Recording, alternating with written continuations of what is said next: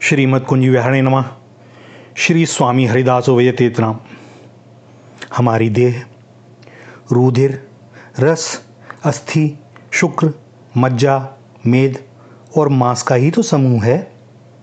ऊपर त्वचा से आच्छादित होने के कारण इसकी भीतरी स्थिति का हमें संपूर्ण ज्ञान नहीं होता, और होता भी है तो हम स्वयं ही अपने उस परम ज्ञान को ढकने की कुचेष्टा करते रहते हैं और इस देह को सजाते हैं सुंदर वस्त्रों से, इत्र फुलेल से। इस शरीर से जो भी अवशिष्ट पदार्थ निकलते हैं, हमारा उनके प्रति घृणा का ही भाव होता है, किंतु तब हम विस्मरण कर देते हैं कि जिससे हम घृणा कर रहे हैं उसके गोदाम को तो हम स्वयं ही ढो रहे हैं। ऐसी इस देह को सुख देने के लिए हम क्या क्या नहीं करते, कौन सा दुराचरण नहीं करते, किंतु क्या कभी हमने सोचा है कि क्या पशु योनि के सुख और मनुष्य योनि के सुख एक समान हो सकते हैं? निश्चित ही नहीं। पशु योनि तो भोग योनि है, जो अपने अशुभ कर्मों को भोगने के लिए ही है, ताकि उन्हें भोग कर पुनः उच्च अवस्था को प्राप्त कर सके।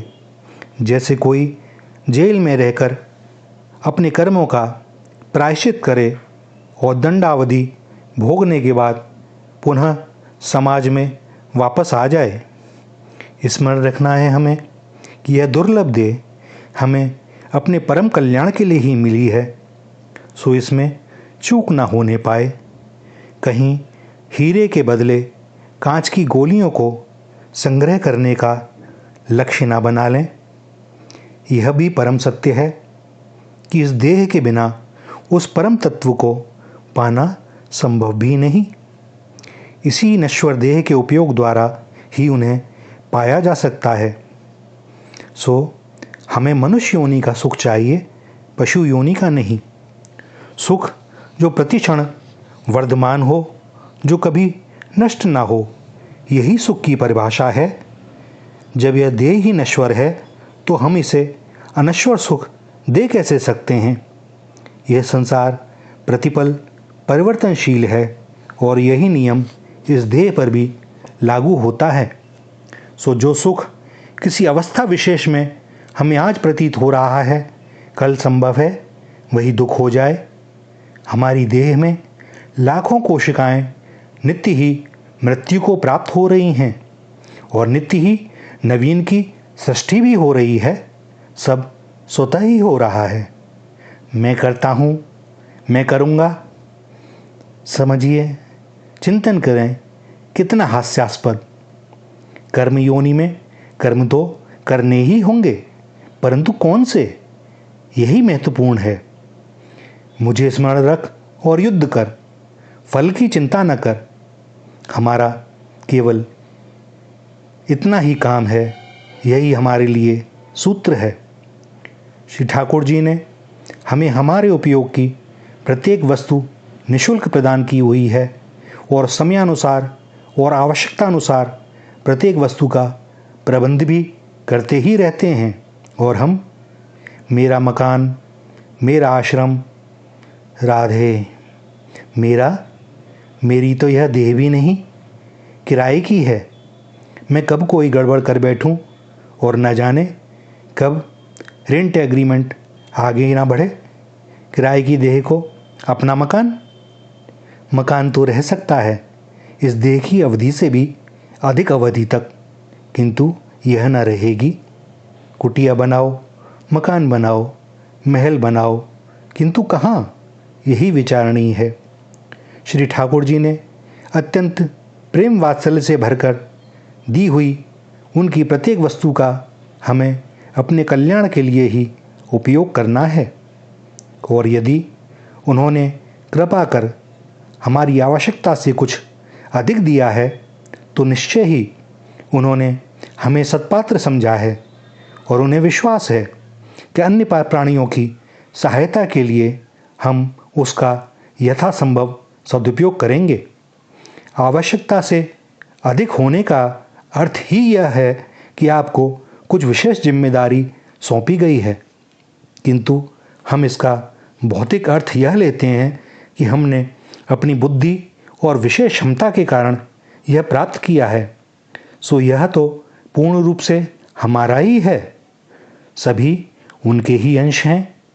दास ने तो पशु योनि में भी कुछ प्राणी ऐसे देखे हैं जो अपने स्वभाव के विपरीत मनुष्य योनि का सा आचरण करते हैं। प्रतीत होता है मानो कोई योग भ्रष्ट हो, जिसे अपनी भूल का ज्ञान है और प्रायश्चित कर रहा है जड़ भरत की मृग योनि की तरह। हमने जब जन्म लिया तो वात्सल्यमयी माँ की छाती में अमृत स्वरूप दूध उत्पन्न हो गया, जिससे हमारी क्षुधा पूर्ति हो सके। उसके पहले भी नहीं था। और जब बच्चा कुछ भोजन अन्न ग्रहण करने लगता है, दांत निकल आते हैं, तो माँ की छाती से वह अमृत स्रोत भी लुप्त हो जाता है, क्योंकि अब उसकी आवश्यकता न रही। ये उनकी सृष्टि है, इसका पालन वे ही कर सकते हैं, वे ही करते हैं और कोई कर भी नहीं सकता। हम तो अपना भी नहीं कर सकते। हम यहाँ पर अपने को निर्मल और स्वच्छ करने के लिए आए हैं, ताकि अपने शुद्ध स्वरूप का परिचय पुनः प्राप्त कर सकें। किंतु होता यह है कि हम यहाँ की गंदगी को और लपेट लेते हैं। श्री ठाकुर जी की ऐसी इतनी अहेतुकी कृपा और परिणाम वही ढाक के 3 पात। आए थे हरि भजन को, ओटन लगे कपास। श्री ठाकुर जी तो परम सुहृदय हैं, वे पुनः पुनः अवसर देते हैं, पर कभी तो हमें भी अपनी करनी पर पश्चाताप हो और हम अपने मार्ग को बदलें। पुण्य यदि संभव ना हो तो हमारे द्वारा कम से कम कोई पाप तो ना हो, किसी को मानसिक, शारीरिक, आर्थिक कष्ट देने में हमारी कोई भूमिका ना हो। इस देह से हम जो भी कार्य करें वह श्री ठाकुर जी की पूजा समझकर ही करें, चाहे वह व्यापार, नौकरी अथवा अन्य कोई जीवन यापन का साधन हो। मैं तो उनका हूँ, उन्होंने मुझे ये कार्य दिया है, सो इसमें मुझे ईमानदारी से अपना 100% देना है। मुझे स्वयं को प्रमाणित करना है कि उन्होंने मुझे जिम्मेदारी देकर जो विश्वास किया है, कम से कम मैं उस पर तो खरा उतर सकूं। भौतिक रूप से हमारे और हमारे परिवार के उपयोग के लिए जो भी आवश्यक है वह श्री ठाकुर जी हमें देते ही रहें। इस बारे में सदैव निश्चिंत रहें। उसके लिए किसी विशेष स्वार्थी होने की, कपट करने की कोई आवश्यकता ही नहीं है। सबसे बड़ी बात यही है कि ठाकुर जी ने हमें जो भी दिया है हम उसका महत्व समझें, उसका सदुपयोग करें और अपने परम लक्ष्य का सतत स्मरण रखें। श्री राधा, श्री राधा, श्री राधा।